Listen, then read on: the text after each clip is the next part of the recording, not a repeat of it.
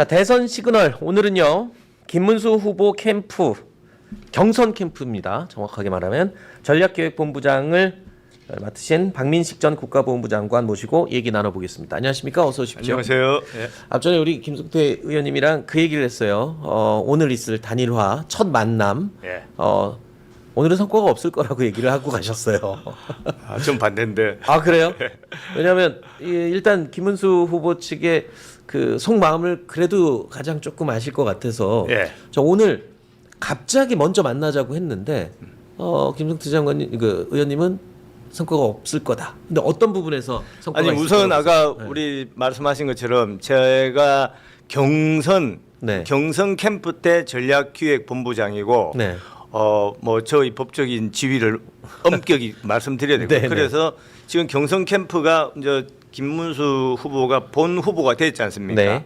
후보가 되면은 선대위가 구성이 돼서 거기에서 뭐 선대위원장이다, 본부장이다 뭐 네. 이게 정해지는데 아직 그건 안 정해져 본 있습니다. 캠프가 구성이 아직 안 됐다. 아직 정식으로는 구성이 안 돼 네네네. 있고 그 뭐 비서실장만 지금 정해놨지 않습니까? 네. 그래서 제 지위에 대해서는 저도 좀 약간 애매하기 때문에 네. 제가 드리는 말씀이 네. 우리 김문수 캠프의 뭔가 의사를 대변하는 것은 아니죠. 아, 물론이죠. 예. 예. 그래서 저는 방금 말씀하신 것처럼 오늘 이제 6시에 회동을 하기로 했지 않습니까?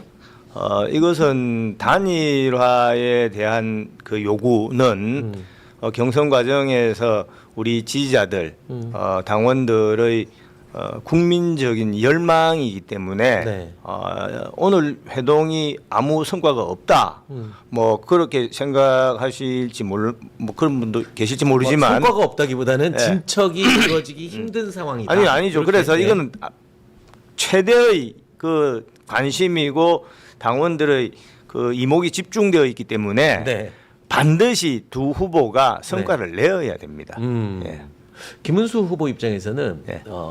지금 당이 주도하는 것에 대한 불만이 가장 크잖아요. 그러니까 오늘 만남 이후로는 과거의 DJP 연합처럼 당사자가 직접 단판을 짓는 이런 형식을 좀 원하는 게 아닌가 이런 생각도 들고요. 아니 그것이 뭐 당은 뭐 개입하지 마라. 뭐 후보들끼리 직접 하겠다. 그 말씀도 맞고 네. 또 그렇지만 선거라는 것이 당의 뒷받침이 있어야 되는 거지 않습니까? 네. 이 중요한 그 회동 가장 중요한 그 장면인데 당이 나 몰라라 수수방관할 수는 없는 것이죠. 네. 어떻든 당도 힘을 뒷받침하고 또 두 분 후보들도 뜻을 모으는 그래서 아까 지지자들의 그 열망에 응답하는 그런 적극적인 자세가 있어야 되고 이것은 그냥 뭐 단순한 그런 미팅이 아니지 않습니까? 네. 여기에 어떻게 보면 이번 대선의 모든 것이 걸려 있다. 네. 해도 과언이 아니기 때문에 정말 그 사심을 버리고 어떤 책무감으로 반드시 일구어내어야 된다는 그런 책임감으로 두 분이 뭐 저는 자리를 하리라고 봅니다. 책임만만 갖고만 되는 게 아니잖아요. 지금 뭐 워낙 입장이 갭이 큰 것 같고 그리고 또 더군다나 당에서는 오늘 전체 당원 상대로 단일화 찬반 투표를 아니죠. 강행한다고 저는 뭐 하고. 두 분이 제가 맨 처음에 네. 제가 경선 때 전략기획본부장을 하면서 네. 그 문덕 쌍수 그 슬로건을 제가 만들었습니다. 이제 을지문덕 장군이 수양제를 격파했듯이 문덕 쌍수가 이재명을 격파한다. 예. 근데 그 갭이 지금 크다고 하셨는데 두 분이 힘을 합쳐야 된다. 단일화를 해야 된다라는 그 의지 그것은 두 분이서는 똑같다고 봅니다. 왜 그러냐 하면은 네. 제가 맨 처음부터 시종일관 주장을 했는데 다른 어떤 후보들과는 달리 어떤 김문수 후보의 인생 전체가 네. 사실은 이분은 진심, 진정성, 어떤 애국심 그리고 또 한덕수 후보도 공직 50년 그분이 무슨 사심이 있겠습니까? 네. 그래서 이 두 분의 공통점이 뭐냐면은 나 아니면 안 된다라는 그런 생각이 없는 분이에요. 우리 속된 말로 하면은 대통령병이 1도 없는 분들이에요. 그렇기 때문에 네. 이 두 분은 단일화가 반드시 가능하다고 모든 사람이 생각을 했고 저도 주장을 했고 또 우리 경선 과정에서 그 단일화 이것을 어떤 경선 선거 때 주요한 가장 중요한 캠페인 도구로 활용을 했던 것이죠. 네. 그래서 그 약속을 지키는 것은 맞습니다. 그리고 저는 오늘 회동에서 아주 의미 있는 그런 결과가 반드시 도출되리라고 봅니다. 일단 먼저 김문수 후보 측에서 어제 대구 내려왔다 올라오면서 갑자기 직접 연락을 했다고 얘기가 되고 있고요. 그리고 이렇게 또 만나서 협상이라는 걸 하면 기본적인 게 하나를 갖고 오려면 또 내놓고 해야 되잖아요. 근데 일단 한덕수 예비 후보 측에서 단일화에 대해서는 모든 거를 수용하겠다고 지금 깔아놨어요. 그러니까 네. 예, 이거는 사실은 물론 협상이라는 뭐 또 앉아봐야 되겠지만 네. 저는 큰 장애물은 없을 것이다. 오히려 그러면 그동안에 왜 안 됐냐 하는 것은 좀 한덕수 후보와 김문수 후보의 그런 거리감이 아니라 네. 우리 당과 음. 또 대선 후보로 선출된 김문수 후보 당 지도부와 김문수 후보의 어떤 오해, 오해. 예, 네. 이런 것이 뭐 좀 영향을 준 거 아니냐. 네. 뭐 알다시피 선거나 정치라는 것도 다 사람이 하는 것이기 때문에 네. 어떤 합리적인 계산이나 이런 것도 중요하지만 또 결국에는 어떤 감정의 문제가 있지 않습니까? 네. 그래서 이제 5월 3일 날 오후 그때 한 4시쯤에 선출이 되지 않았습니까? 네. 그러면 이제 그날은 어떻게 보면 김문수의 시간입니다. 우리 이제 그리고 모든 스포트라이트가 이제 김문수로 집중이 되는 그런 판국인데 제가 듣기로 네.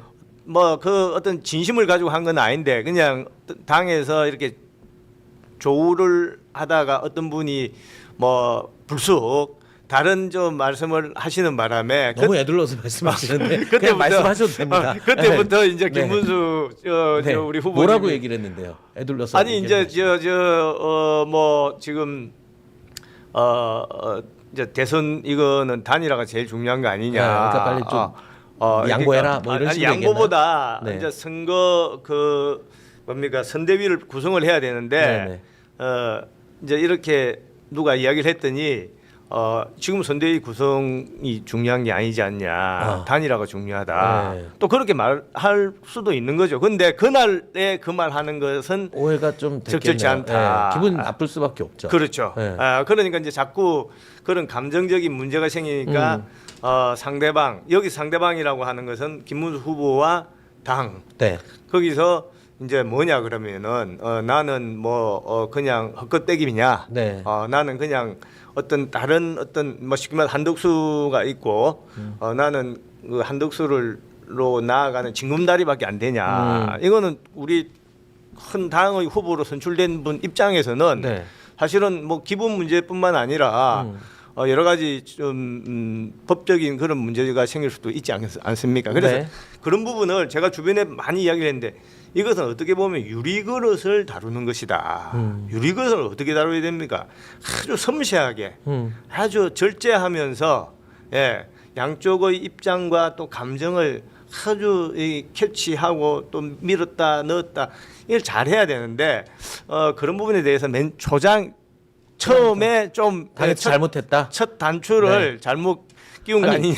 그렇게 방금 말씀하신 대로 유리 그릇을 다룰 정도로 조심스럽게 해야 될 대선의 보수 후보 단일화인데 사실 당에서는 너무 그 좀 거칠게 한 게 아닌가 싶어요. 사실 경선 4강 때부터 이미 이 얘기는 나왔었던 것 같거든요. 한덕수를 상수로 두고 4명 중에 누구를 갖다가 붙여서 합치냐 이게 계속 나왔던 얘기잖아요. 아니, 근데 당이 이제- 너무 아니 당에서 한덕수를 상수로 뒀다는 데 대해서는 저는 뭐 동의를 안 합니다. 상수라고 하면은 한덕수하고의 단일화가 상정이 되어 있다. 네. 그 의미는 맞죠.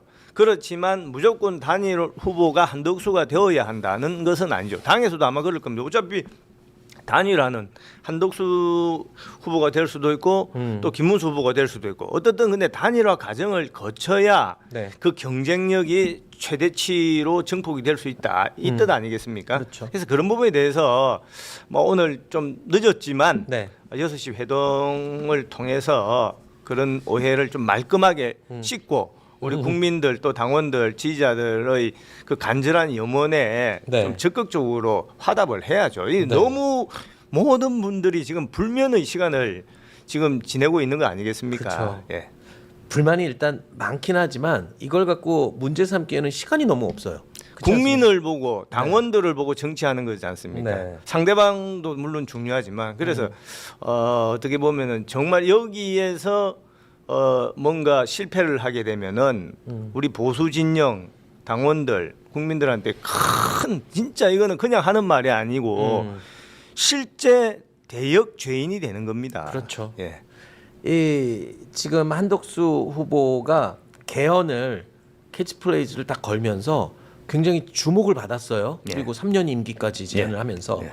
본인은 그냥 털어놓고 가겠다 예. 그렇게 얘기했는데 상대적으로 김문수 후보가 개헌에 대해서 그만큼 적극적이지는 않다라는 얘기들도 들리고 그리고 또 더군다나 이낙연 전 총리랑 개헌 관련해서 지금 한덕수 후보는 지금 거의 만나서 얘기까지 하고 있어요.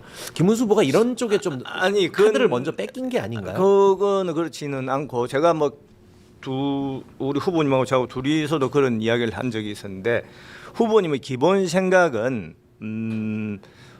지금 윤석열 대통령도 임기를 다 못 채웠지 않습니까? 네. 한 2년 반 3년밖에 못 했는데 그럼 또 자기 대통령도 이게 정상적이지가 않고 2년 3년에 끝내야 된다.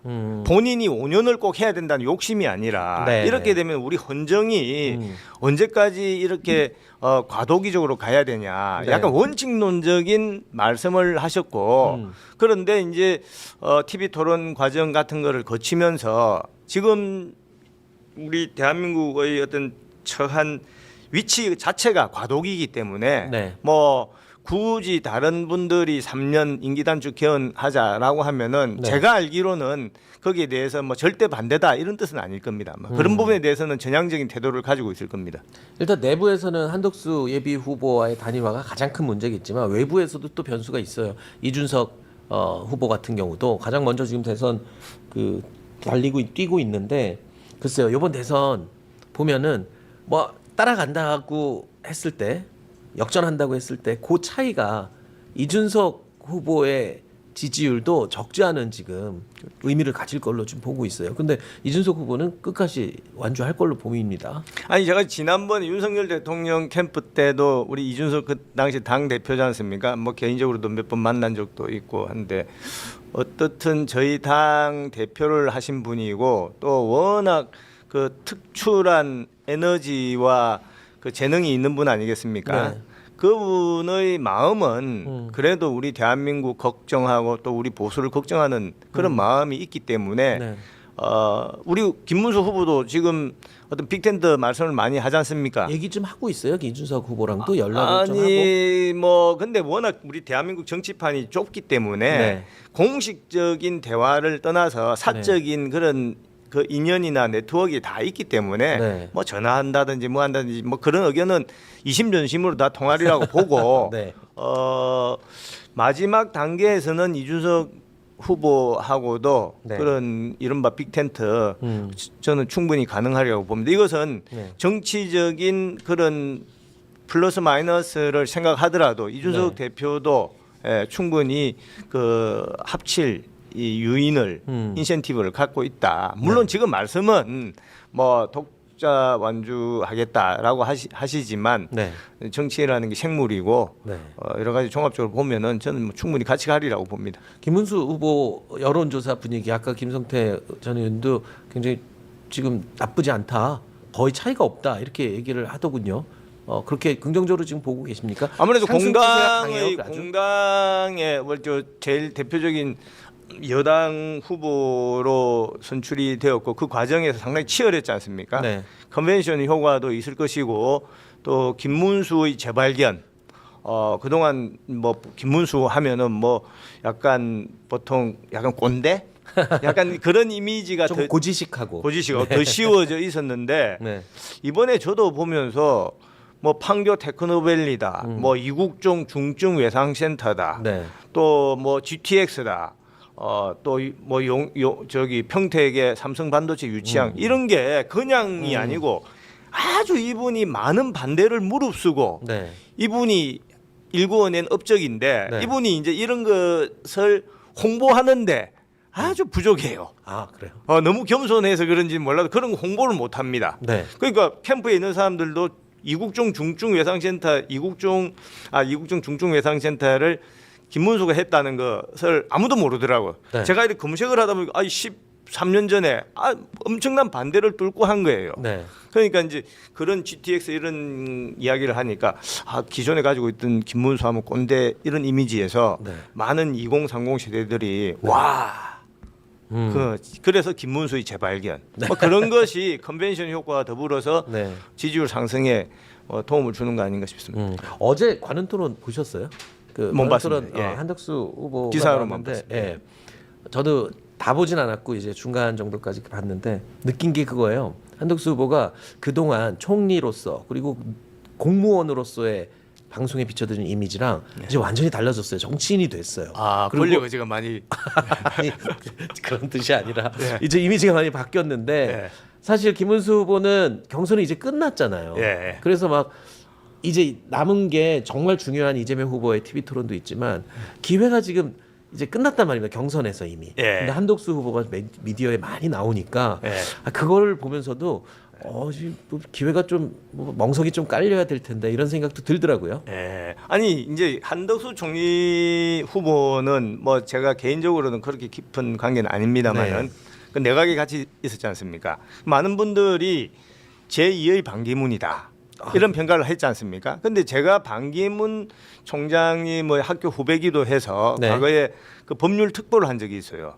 근데 냉정하게 비교를 하면은 전혀 다른 분이다, 캐릭터다. 물론 달라. 네, 아니 달라도 너무 다른 분이다. 네. 제2의 반기문 절대 아니고 네. 특히 한덕수 후보는 벌써 지난 3년 동안 또 참여정부 때도 총리를 하셨는데 네. 지난 3년 동안 국회 본회의장, 뭐 예결위장, 국회에서 3년 동안 야당 의원들하고 치고받고 네. 뭐 얼마나 파이팅을 많이 보여주지 않았습니까? 그렇죠. 그래서 그분을 그냥 단순한 뭐 공무원 관료다 이렇게 생각하는 것은 큰 오산이다. 그렇죠. 저는 뭐 정치적인 에너지가 상당한 분으로 평가를 하고 있습니다. 그렇군요. 이재명 후보가 이런 얘기가 있네요. 국힘 후보와 경쟁인 줄 알았는데 후보는 어디 간 데 없고 기득권과 싸우고 있다라고 지적을 했습니다. 아니 이재명 후보는 지금 본인 걱정을 먼저 해야죠. 그냥 본인이 지금 뭐 파기환송 지금 말씀하시는 파기환송이다 뭐다 법적으로 얼마나 리스크가 큽니까? 네. 뭐 그걸 가지고 지금 온 그 의원들이 홍위병처럼 나서 가지고 뭐 법을 만들고 탄핵을 하고 하는 것이 사실은 국민들 눈에 어떻게 비칠까? 우리 국민들은 특히 사법부에 대해서는 특별한 그런 생각을 갖고 계십니다. 일반 국민들은. 네. 근데 사법부마저 자기 마음에 안 든다고 그렇게 뭐 막무가내로 짓밟고 네. 유린하는 거 우리 당에서 지금 거기에 대해서 집중 포화를 하고 공격을 해야 되는데 제가 좀 상당히 안타깝게 생각을 하죠. 빨리 이 단일화가 마무리되어서 네. 정식으로 우리 이재명 후보의 그런 또 민주당의 그런 작태에 대해서 네. 아주 집중적으로 공격을 할 때가 빨리 왔으면 좋겠습니다. 빨리 왔으면 좋겠는데 네. 지금 내부의 단일화도 아직 갈 길이 이렇게 멀어서 아니 이제 뭐 5월 10일, 11일 안에는 네. 어떻든 승부가 나야죠. 날이라고 봅니다. 나겠죠. 나야 되고 안 나면 큰일 나잖아요. 안 나면 뭐 그냥 대선 폭망이다. 저는 그렇게 봅니다.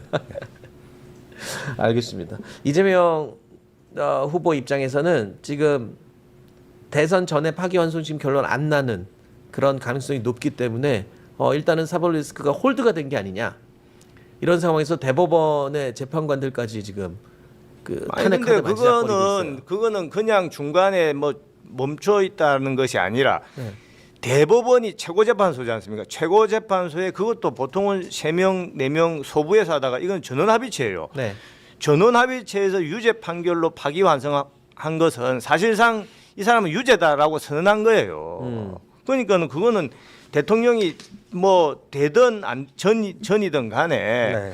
어마어마한 그런 리스크가 있는 거고 사실은 정상적인 당이라고 하면은 후보를 빨리 교체를 해야 됩니다. 네. 후보를 빨리 교체를 해서 국민들한테 어떤 좀 형평 있는 그런 그 경쟁을 통해서 대통령을 뽑도록 해야지. 저렇게 뭐 막무가내로 가는 거는 저는 무슨 생각을 하는지 참 약간 황당하죠.